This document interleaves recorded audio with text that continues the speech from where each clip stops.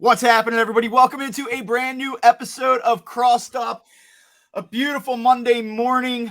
Phillies are losing some players to the World Baseball Classic this week. We will talk about that in a little bit.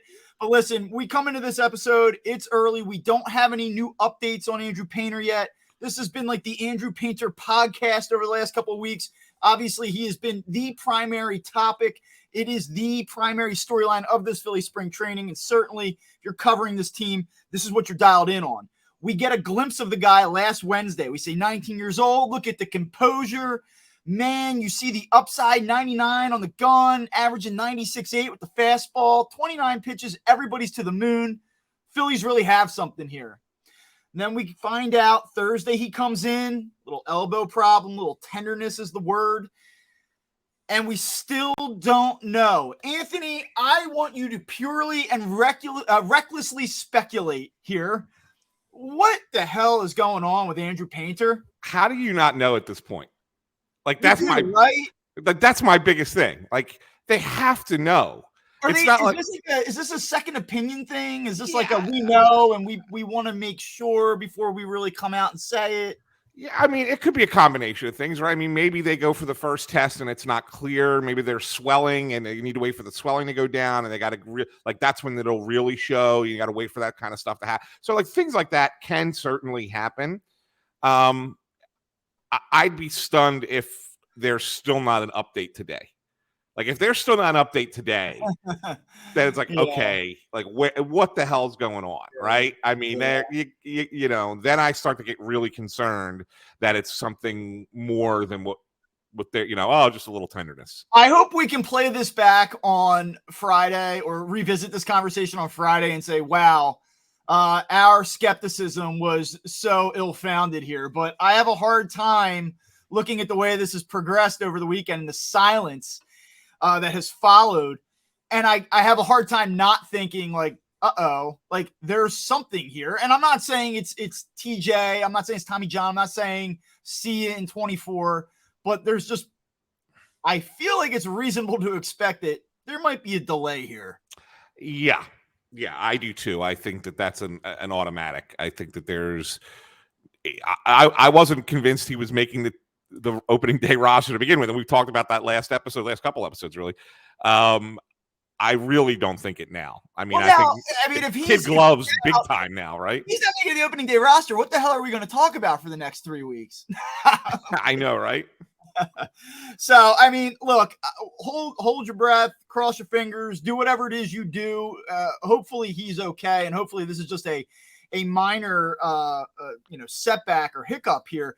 It's interesting, though, if you go back and you start to try to, go through his start, that one appearance, 29 pitches, the velocity was there, seemingly no issues. I do want to ask you one thing, and I don't know, is this reading maybe perhaps a little too deep into it, but we thought that everything was heavy fastball because of gaining comfort and wanting to command and work on part one, right? Like you have to lay the foundation and then build off of that. And here's a 19-year-old getting into a major league game, all eyes on him.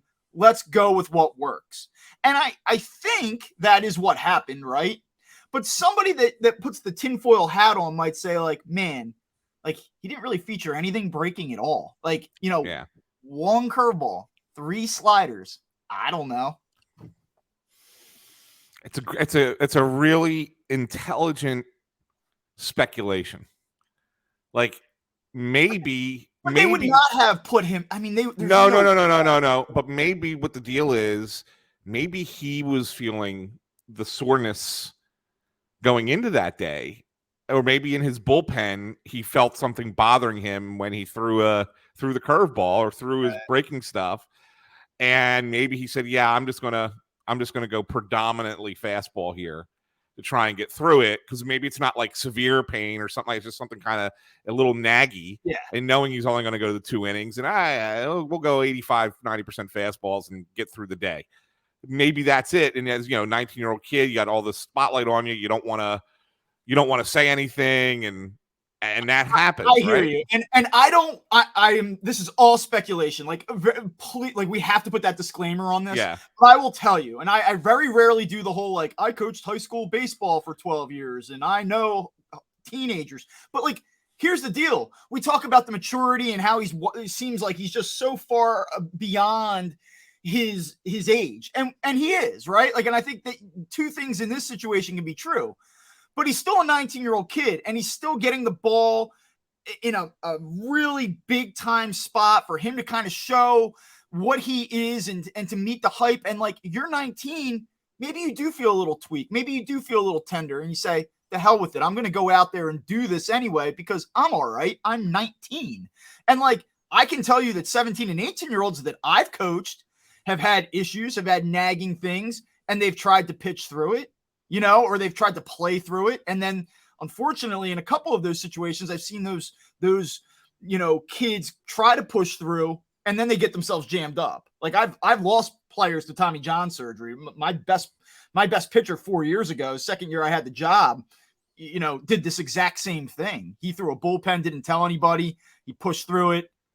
Boom, Mm-hmm. So I don't know.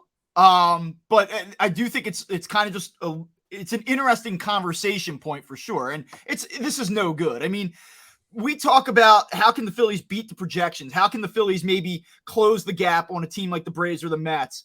And we all understand that Andrew Painter probably wasn't going to pitch to an all-star level this year, probably wasn't going to pitch to a Cy Young level this year, but having a kid with significant upside in the back of that rotation, whether it be on opening day or come mid-June, is a difference maker for this team. And you just hope right now that they're not going to lose that difference maker, because we can talk about the insurance policy that's Bailey Falter all we want. It's a hell of a good one, by the way, mind you. Mm-hmm. Phillies are probably better equipped to lose a back end of the rotation guy right now than any team, but this is a big deal. Well, it can be a really big deal. If what we're saying and what we're thinking, again, putting puzzle pieces together, because we don't really know. And hope we're wrong. Yeah, it's it could be a very, very big deal, because this was the plan coming into the season, right? Like, I mean, they didn't pursue another free agent starter, or they didn't try and trade for another free agent starter, because they believe the combination of Painter, Falter, and then if need be, if you go to like spots 7 and 8 in the depth chart, Sanchez, Plasmeyer, those kind of guys, they kind of felt that was a good enough combination to get the starts that they needed on the back end of the rotation. And then if you take the best guy of that four and say, oh, he's not going to pitch now because of an injury, while you still have the depth, and that's a good thing, now all of a sudden you start saying, well, what happens now if one other guy gets hurt? Like in the top four, right? Yeah. Now all of a sudden the back end of the rotation isn't looking as exciting. It's just hard. It's hard as a team to say, hey, like we're gonna double down on our insurance policies on the back end. Like, I don't fault the Phillies. No, not at all. Yeah. I mean, I understand, like you said, it is a big deal. It would change the math. It would change the dynamics in the back of this rotation. Yeah. But I can't, in hindsight, look at it and say, oh, they really should have gone for another veteran, No. But the reason they didn't go for another veteran is because they had this, right? And this was the plan coming in. So, So, I mean, look, you never want to see anybody get hurt. But of the four guys that are like 5, 6, 7, 8 in the rotation, the one you really didn't want to see get hurt is Andrew Painter. So, I will say, just to kind of put a bow on this, because we're still in speculation mode, if, God forbid, it is the worst case scenario, you're still talking about a big, strong kid who would then be pushed back a year, and he'd be all of 20. Now, obviously, you would have to work him back slowly. You'd probably be cautious. It wouldn't be just like take it off and let it rip in the spring of 24, but this isn't like a thing to me that derails his career ultimately. But It's interesting. And if Mhm. you're a fan that is sort of programmed to skew negative or skewed towards panic mode, it's understandable this morning. And we should get clarification. Hopefully, by the time you're listening to this, because our podcasts tend to come out around 11 a.m. or so. Hopefully, by the time you're listening to this, they're like, these two clowns just spent 10 minutes talking about something that's not that big of a deal. He's gonna skip his next start, and the Phillies feel like he'll be out there ready to go come, March 20th. Great. Hopefully that's the case. So there are some good things, I think, to talk about. And I know we can maybe touch on the Zach Wheeler thing yesterday. I know things didn't go great against the Blue Jays. I'm not particularly concerned by that, but we can maybe get to that in a little bit. I look at this and I think as you're heading down to spring training, so for those of you that don't know, Anthony will be taking the lead on our Phillies coverage this year, and I'll kind of be working in a supplemental role. But he's going down to Clearwater to cover spring training for what the next 10 days or so. Yep, absolutely. Okay. So you're going to get down there on Tuesday, and I have one task for you, and that's to get us some good guests. So make sure do what I could not do, Anthony. I got you covered. Do what I couldn't, but as you're heading down there, we know that the World Baseball Classic's starting up, and I do want to talk a little bit about that in a little bit as well. But I think that there's a lot of good things going on here right now with this team. And, again, I've said it, and I kind of sound very repetitive with this take, but I feel like you can't really look at the numbers and overreact to what you're seeing, especially with veteran players this early on in camp.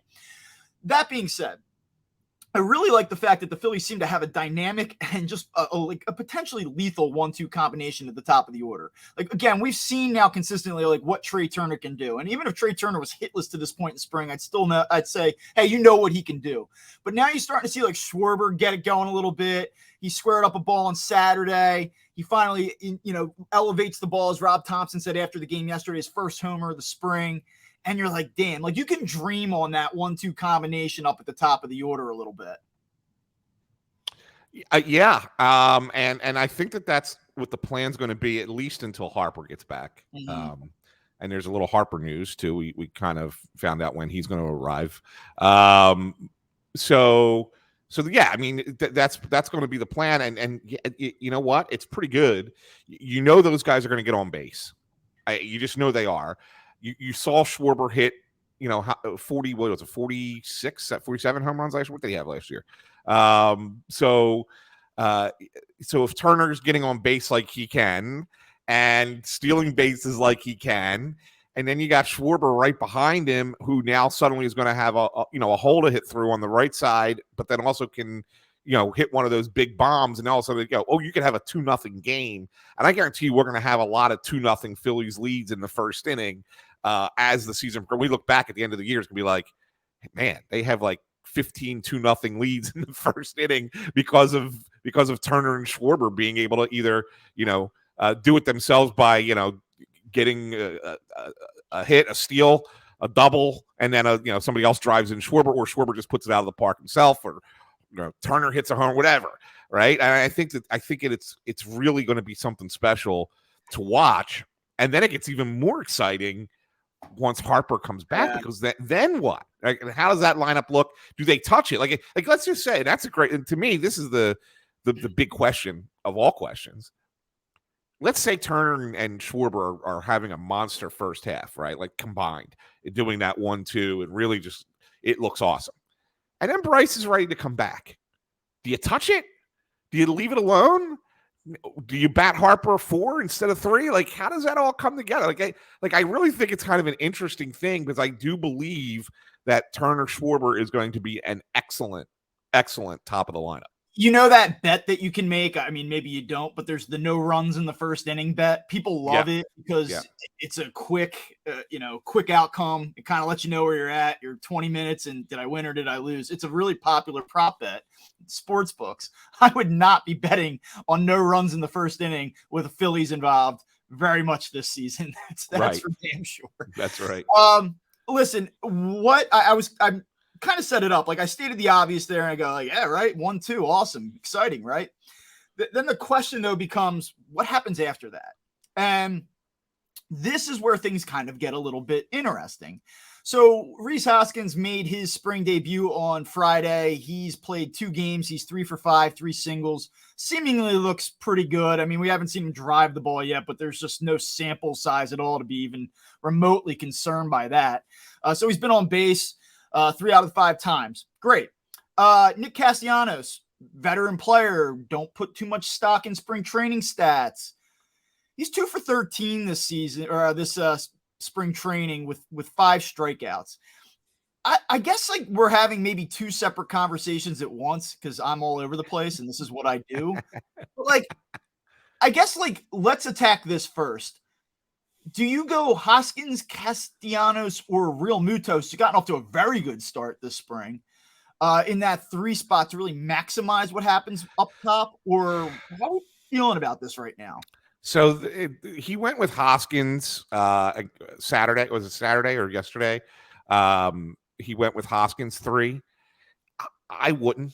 I would go Real Muto, just because without Harper, to me, you want your 3 best hitters going 1, 2, 3, and then let the guy look. You expect Hoskins to hit some home runs. Let him back clean up. Castellanos should probably be a little further down until he shows he can be the Nick Castellanos you expected him to be, right? So I don't mind having him in the 5 spot or even 6 if you need to. If you're going to go like Derek Hall, as your DH in the middle of a lineup, right? Maybe you go Hall 5, get another lefty in there to split it up. But yeah, and then Castellanos 6. But no, I would much rather JT be the next guy. I agree. Yeah. I fully agree with you. I don't know how to feel about Nick Castellanos. I know that we've talked a lot about him. It's hard not to talk a lot about him. It's also hard not to overreact to like what you're seeing with him a little bit, just because so much rides on his ability to bounce back. And we've talked about the importance of him really stabilizing the middle of this order with Bryce Harper out, especially.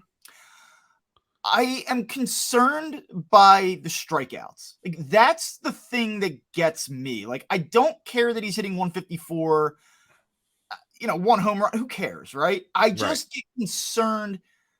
Like, is there going to be this swing and miss again? Like, to the degree that we saw it last year. And he just threw away so many at bats because he got himself out. And I mean, I know that that's an oversimplification to a degree, but there were just so many times where you knew that as soon as he got in the box, it was over.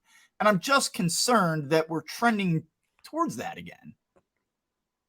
It's a valid concern. I wouldn't put too much stock into it just yet. Again, you don't know what their plan is when they go up to bat, right? You know what it is, and I've said that, and I'm such a hypocrite. I'm such a hypocrite for this, but I also feel like if there's maybe it's like staying back or like looking to drive a certain pitch in a certain location, but I feel like for this player, and you've made this point, it's important for him to get off to a fast start this season. Yeah. To me, you know what like the goal for Nick Castellanos should be? It should be to get a hit every time you come to the plate. Like, put up the numbers, prove to yourself that you can still do it, and mash. Like, that should be his goal. So again, I think he's going to get a lot of time in spring, again, with all these guys, especially going to the World Baseball Classic. So I think that maybe he knows he's going to have a few extra at bats than he usually has. So maybe this is the tinker time, right? This is the time, the first couple weeks of spring training, or we're going to try and I'm going to go up there with trying to do specific things and not worry about the outcomes. And then as the spring progresses, it's more about, okay, now let's focus on just taking these at bats like it would be for a regular season game. And if that's the case, and then in the second half of the spring, those strikeouts start cutting down in half or whatever, then you sit there and go, okay, fine. Then that's probably what it was. No big deal. But if this is still happening later in March, then I'll join you on the concern bandwagon. I'll be like right there with you. And you're right. And I hear you. And I don't even know if I'm concerned. I don't know what I am. I'm just like, I'm paying attention. Yeah. Right? Like, I'm paying attention, and I'm not enthusiastic, I guess, about what I've seen thus far. Maybe that's the best way to say it. I don't want to be disingenuous and like go full outrage here, full like panic. And I also don't want to say it doesn't matter. Like, I think that it's just worth, again, like kind of keeping on the radar. I will tell you this. There was one other player I was very concerned about. And we talked, I would say maybe the first or second show that we did when we came back. And it was about Jose Alvarado. And I think that you and I both, and everyone was just so impressed with what Jose Alvarado was able to do. You know, we talked on this show last year about, hey, it's time to move on. How much more of this can we do? How do you continue to put this guy in high leverage situations and watch him melt down? Like, this stuff is great. That's wonderful, but he can't locate it and he doesn't have it up here to put it together on a consistent basis. And then he comes back and he pitches lights out for 3+ months, helps the Phillies get to the World Series, runs out of gas late. Okay. My concern was, could he come back and do it again? Can he do it again? And to what degree do any of those late postseason World Series stumbles maybe derail the confidence that he and the momentum that he gained with that bounce back last season? And I can say this, it's only been 3 appearances, but 3 innings, no base runners, 4 strikeouts, and Anthony, no walks. That's a damn good start. It really is. And it's the no walks thing is really that's the thing that really is impressive for me. And the thing of it is, you said, well, again, spring training. I was facing a bunch of minor league guys. No, because what they're doing is they're getting Alvarado in early in games, right? So that he's facing the better hitters. He's not going in there and automatically getting, some AA guy from, or single A guy from the other team who's just traveling into the spring training game. So he's actually facing major league hitters and not walking them. And not only he's not giving up hits. I mean, he's just ahead of the game. And maybe that's why, maybe the Phillies saw something this winter or knew something about him this winter. Maybe it was wherever he was working out or getting in some work, and they looked at it and say, you know what, this is why we got to lock this guy up now, because if we let this go into the season and he's still here on a 1-year thing, and we could lose him, because this is a guy who's figured it out and got it right, and they did, and then and look, still a lot of the time they go. I look how we have to qualify everything because it's. I know. Actually, right? I think we need to. If you're watching on YouTube, I think at the beginning of the show we just need to put like a little scroll across, like a disclaimer. We know what date it is. We know that he's made 3 appearances. We know it's spring training. We know. But we have to do it 2 a week, and we have to talk about these things. Yeah, no, absolutely. But there are that is, and you found one, Bob. There are things that you can do in spring training and look at in spring training and be impressed or be concerned one way or the other. Right. And the fact that he has been pretty flawless and not walked anyone in March, early March is something to be like, that's a really, really good. That's what I want to see. It's the only thing I care about with Jose Alvarado this spring, and maintaining velocity. Like if the velocity's there and I see that he's throwing strikes, I don't care about the results after that. I truly don't. Yeah. No, it's great. It's just it's 3 perfect innings. You can't ask for anything more than that so far. And he's not the only one. I mean, you want to talk? There's. I mean, if you look who else in the bullpen has gotten off the same exact start as Connor Brogdon. Yeah, 3 appearances, no hits, no walks. Are we about to hit 4 strikeouts? Is this year 4 of the Connor Brogdon breakout year? Part 4? Well, I mean, I know that you're not as high on Brogdon as I've been. I was like Mr. Connor Brogdon. But then you kind of got. But then you kind of jumped off the bandwagon for a little bit. I get it. It's all right. I mean, his confidence was shot. He was a guy that was going out to the mound, and he frankly did not look like he even wanted to be there. And like, that's maybe unfair to say, but I know that there was definitely a confidence thing, whether it was a confidence thing or like an energy thing or a self-belief thing, like however you want to phrase it. Yeah. Like he was a guy that I don't think truly trusted his stuff at different points over the last couple of years. No, and I don't think you're wrong. And especially last year, he was cruising. Like he was having a great season, and then he just hit the wall. And confidence wise, not physically. I mean, they had to slow down his usage. They had to give him a break. and he didn't have any confidence. And we were going into the playoffs. We were like, I don't know, can you trust Connor Brogdon? Can you trust him? And then all of a sudden, he got a couple of good outings, and they were more low leverage in the playoffs in games that the Phillies were, up comfortably, but they still brought him in, and he was able to get through a couple of innings in those playoffs. And then by the World Series, like he was one of the better relievers in the World Series. And so it was like he was able to kind of refined it again. But you're not wrong. There was a time in the season where he just was lost, and it was more in his head than it was with his stuff. I mean, his stuff's still there. And maybe getting an opportunity to pitch in a World Series against a really good Houston lineup and pitch well, maybe that's the confidence kind of that he needs to come into the season. And hey, he's off to an identical start to Alvarado in camp. So yeah, when you have a guy that doesn't have the stuff or doesn't have the ceiling, you can be the most confident guy in the world, and can you make it work for you at points? Like, does the poise and the confidence and self-belief make you an effective pitcher at times? Like, it can. Like, I'm sure that you can really zone in and get the job done on occasion. But like the thing with Brogdon is like trusting yourself could be the difference between a mediocre to below average pitcher and a guy who's a really viable option in important spots. Like, it's there. We all understand that he has the physical ability to do it. So what you're talking about, having that success in a big spot against a good opponent,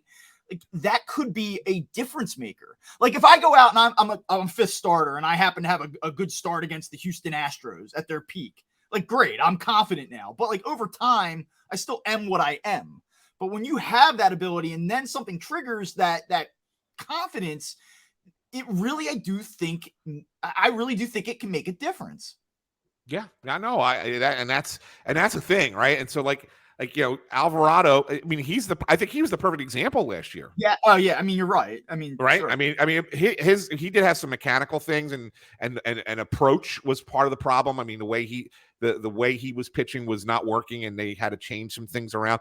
But he was a guy who, once he got confident, right, and then you remember, I mean, like, everything became strike one, strike two, good luck, right? I mean, that was the thing. Like, that's confidence right there. When you start having that, and those things are coming out, and you believe it, right? You believe that you're that dominant and you're that good. So it changed his season last year. Maybe something like that happens for Brogdon on a much less noticeable scale, as far as being a guy that was being relied on like Alvarado was. But maybe that was something that took place at in October and November that was like, okay, this is going to be good for him going forward, and it would only benefit the Phillies even more, because that bullpen is looking pretty good to begin with, and I think that you just add another guy back there that you have that much confidence in. Man, that's some good stuff. So I have two other things I want to talk about that are Philly specific, and then I do want to touch a little bit on the World Baseball Classic before that gets underway. I think officially tomorrow on Tuesday, I think, is the first game. Yep. So let's stick with the pitching, so we're not just jumping back and forth, and I'll try to frame my last question or topic in a different way, because we love segments on this show. I guess, do we need to talk about Zach Wheeler? Like, I look at this, and really. Let me just provide some context here. He goes out 1 1/3 innings. He gets 4 outs yesterday against the Blue Jays. Of the 10 balls that were put in play, and I believe this is Paul Casella who tweeted this out from MLB.com. Of the 10 balls that were put in play, 7 of them had an exit velocity of over 95 miles per hour, which means that, like, the results were one thing, but he wasn't getting dinked and dunked all over the yard. Like, the Blue Jays were squaring it up. After the game, Zach Wheeler said, listen, I was a little bit uncomfortable with the pitch clock. I'm adjusting to that. It was the first time that I had thrown to John Hicks. So those were the two, I don't want to say excuses, but that was how he reasoned it. Fastball velocity was like in the a little over 95. It wasn't terribly down. It's pretty much, it's nothing that would raise a red flag from a velocity standpoint. I look at this and I kind of say, like, we do a Phillies podcast, we should probably mention it. I for one, am not particularly concerned about it. No, I'm not concerned about it either. And then, I mean, you listen to him talk afterwards, and he said, "Oh, I had a great bullpen beforehand. Like, I really felt good in Right. the bullpen. I thought it was one of the better bullpens of the season. And you go out there and hey, look, it's a spring game. Like he blows it off. Like it's like Right. yeah, no big deal. And when you have the gravitas and the track record that he has, when he's that nonplussed by it, then I buy it. Like I'm not, you could look at somebody's face sometimes after a bad outing, and if they try to shrug it off as like, hey, it's just one of those days, and you look and you go, yeah, no, I don't believe that. In a little bit. That's I totally agree with you. I Yeah. don't even think that there's not even a point of speculation here that, oh my Yeah. God, what's wrong? I do know though, and I understand how fans consume the game. And I'm watching this unfold yesterday, and I said, oh, I'm sure Philly's Twitter is taking this one in stride 3 days after finding out that Andrew Painter's going for testing on his elbow. So I could see some people going like, what's happening? Should we be concerned? Should I be nervous? No, I would say not on this one. No, not at all. Let me frame my last point here, or my last talking point to you in a way, I guess, that has not a gambling element to it, but we talked about Alec Bohm, and the storyline coming in is that he gained strength this offseason, and so far the early returns have looked pretty good. He's 5 for 14. He's hit a pair of home runs. Do we like where do you see 2023 aligning for Alec Bohm? Do you believe that this is a situation, and I'll give you a number to work off of in a second. Do you think that this is a situation where the player really found his footing? We're talking about the 3rd overall pick of a draft a few years back, a guy that it maybe just took some time now to go back to what we were talking about on the pitching side of things, found some confidence, really got comfortable knowing that he could succeed and, on a winner, no less, in a tough city, no less. Is this a guy that's ready to just take off now? Or did we kind of see what Alec Bohm was last year? Like that is what to expect moving forward. There's some highs, some lows. He's not a superstar. He's never going to hit 30 home runs, but he's a pretty good player. Well, I mean, I think that there's a level that Bohm can still get to that, might meet those expectations the Phillies had when they drafted him 3rd overall. Like he could maybe still get to that point. He's young enough that he, can still reach those heights. I don't think he gets that far, but I think what you just said is perfectly fine. And if Alec Bohm is that guy that you just described, good. That's fine. I'll take it. Thank you very much. That's a nice pick. It's a nice player. It's a good pro. I'm fine with it. But do I think he can still elevate his game even a little bit more? That was one of the things I think we talked about on the first pod of the spring. It was, I want to see more power out of Bohm. I just want to see more. It doesn't have to be elite power. I just want to be more. He's it's great that you could go the other way and be a singles hitter, and things like that, and occasionally find the gaps for a double. That's good, and have a 280 batting average. Okay, fine. I want to see him I want to see a few more home runs. Doesn't have to be 30, doesn't have to be 35, doesn't have to be in that range. But if you could go from, what do you have, 14 last year? If you go from that to 22. It's funny you say 22 because I was just going to give you an over-under, and the number that I have here in my little show notes is 22 and a half. Yeah, I'm good with 22. Okay. I'm good with 22. You give an 8 home run improvement this year and keep everything else roughly the same, then you have a solid player in your lineup. And he's probably going to bat at the bottom. We know this, and that's okay. But if you have a 22 home run guy hitting 7th or 8th, think about that. That's a pretty good lineup, right? Any world where you slot him in at 3? You need to see it first. Like you need to see the production. Yeah. I mean, look, Real Muto can't catch every day, right? So what are you going to do on the days when Stubbs is catching? Mm-hmm. Maybe you want to extend the lineup a little bit. Now that you got to put Stubbs in the lineup. That's not a knock on Garrett Stubbs, but he is the backup catcher after all. Maybe that's a game where you would move Alec Bohm up, right? And say, okay, we need you into this spot for now, and with no JT. But it could be something that you learn quick. Like if Bohm comes out of the gate and he's showing that he could hit you 4 or 5 home runs in April, okay, and then all of a sudden it's like, well, guy's got a little bit more pop in his game this year, then you can feel good about putting him up higher in the lineup for sure. Yeah. All right. Well, that's all I have on the Phillies. I do have one again. Let's just little updates. Okay. We talk about the battles that are going on in camp, Yeah. right?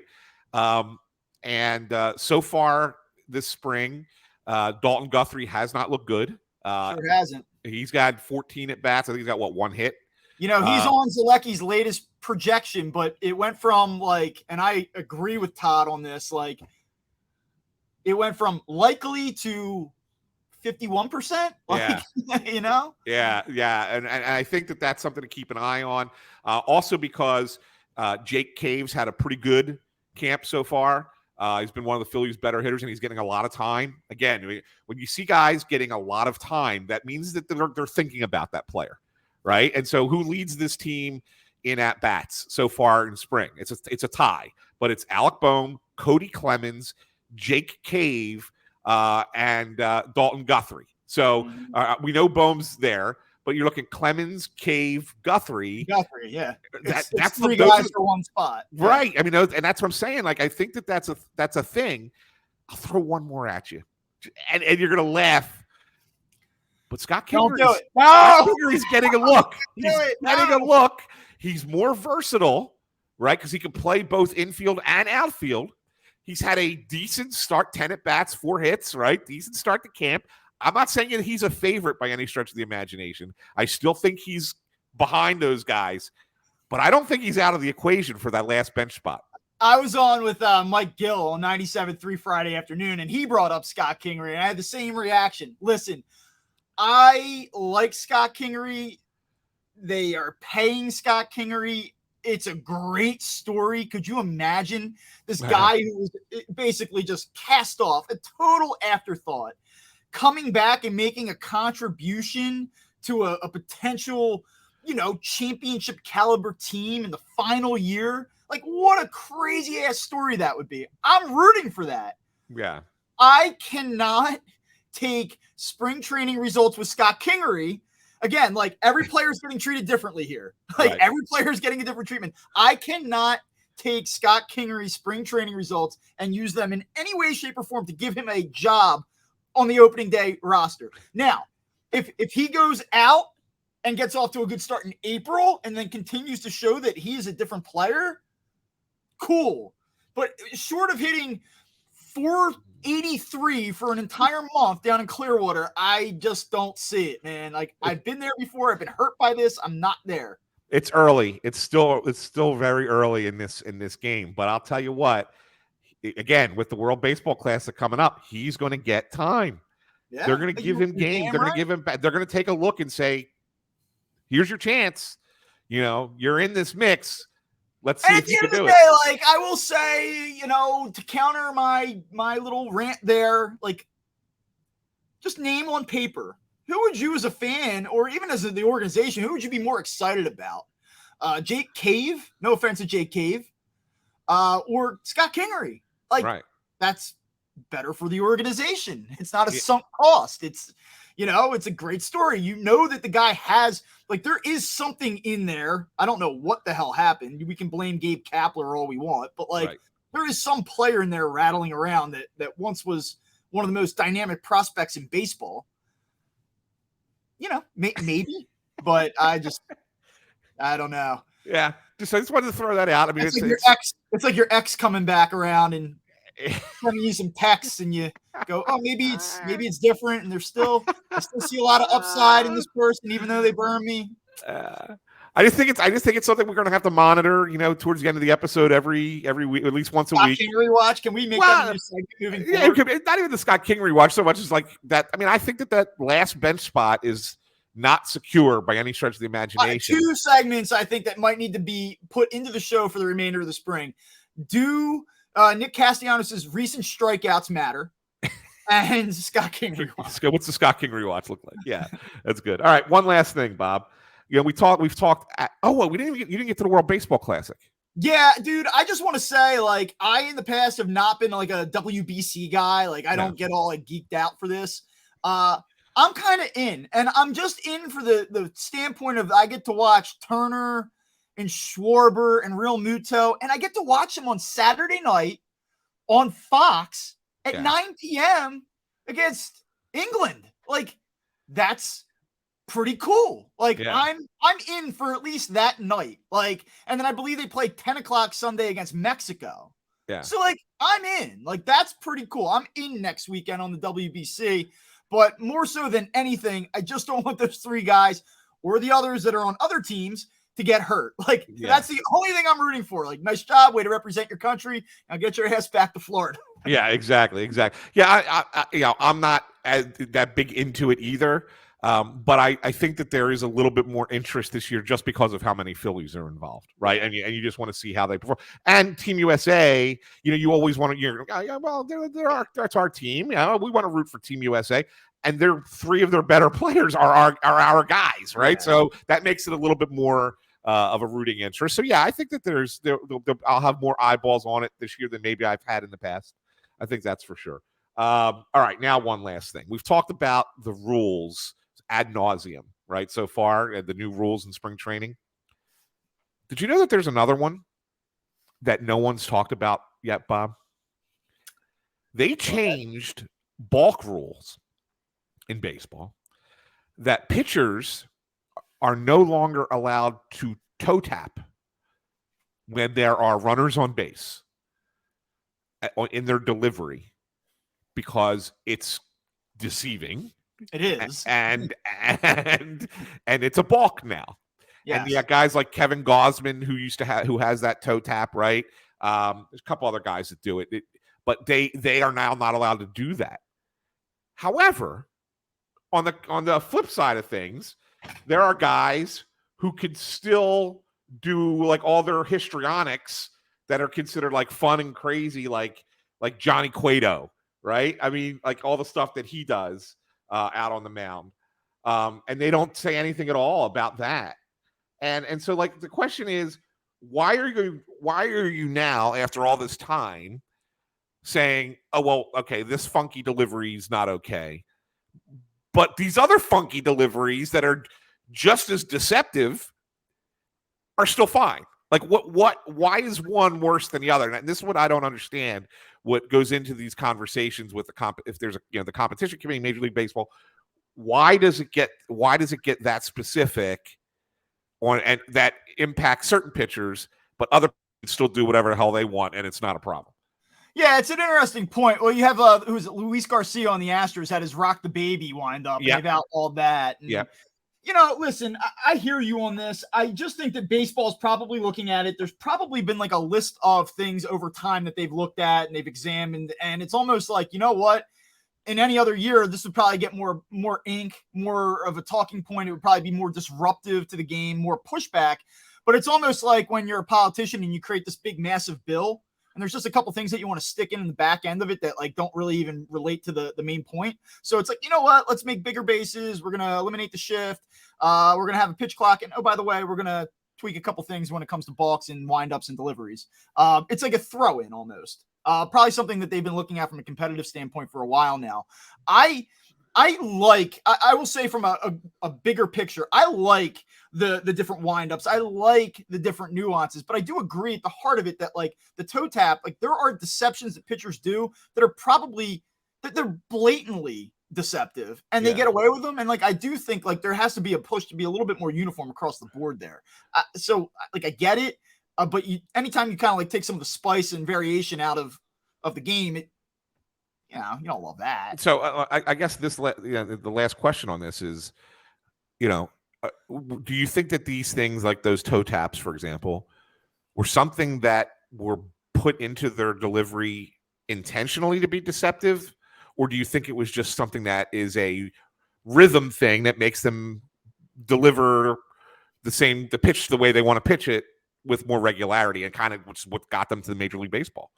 I think that ultimately there's no wasted movements. Like there's not, I feel like for professional athletes, just in general, like, and I'm sure that there's certain pitchers that would tell you, no, it really is the latter. It was just, this is how I got here. This is how I found my rhythm.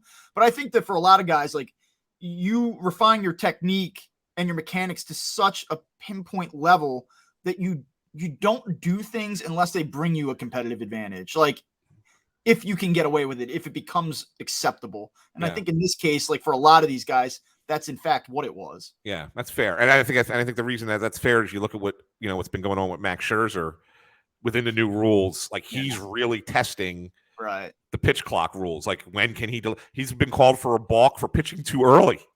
I've seen people kind of push back against him and say like, what an asshole. Like here's a guy that's taken the rule and he's trying to say something about it. He's trying to make a point. And whether or not he is or isn't, I don't know. But I think if you're him, like now is the time to find out, like, well, how can I use this to my advantage? Because when you have such a drastic change to the rules, there's two different ways you can go about this. You can complain about it and say, I don't like this, and then kind of use it as an excuse. Or mentally, even if you don't outwardly use it as an excuse, say like, I don't like it, and just complain about it. Or you can accept that this is the reality of it. And yes, I'm going to adapt, but not only am I going to adapt, but how can I maybe try to manipulate this to my advantage, even though it makes me a little bit uncomfortable? And so I have no problem with Max Scherzer, even if he's doing it for the theater at times, trying to figure out like how far can I push it? What can I get away with so that when we get to April or March 31st, I'm ready and I can do it. I agree. I have zero problem with what he's doing. I think that's right. You got to figure out, I mean, what's going to work best for you and how you can still be at your most effective within these new rules. And if it means rushing a pitch at the beginning of that, right at the 8-second mark, great. If it means standing in one position and not starting your windup until there is actually 1 second left and kind of mixing and matching that within an at bat to throw a batter off balance. To me, that's at least some cat and mouse that I feel like the pitch clock takes away by rushing the game a little bit. But at the same time, I think that pitchers can find that, and maybe you can kind of create some of that back into the game within that 20-second or 10-second period. Absolutely. All right. Well, that will do it for our latest episode of Crossed Up. We will be back on Friday. Anthony will be joining us from Clearwater, Florida. Yeah. Enjoy your travels this week, and we will talk again. Be sure to check us out on YouTube, Spotify, Apple Podcasts, anywhere you get your podcasts. Thanks for tuning in.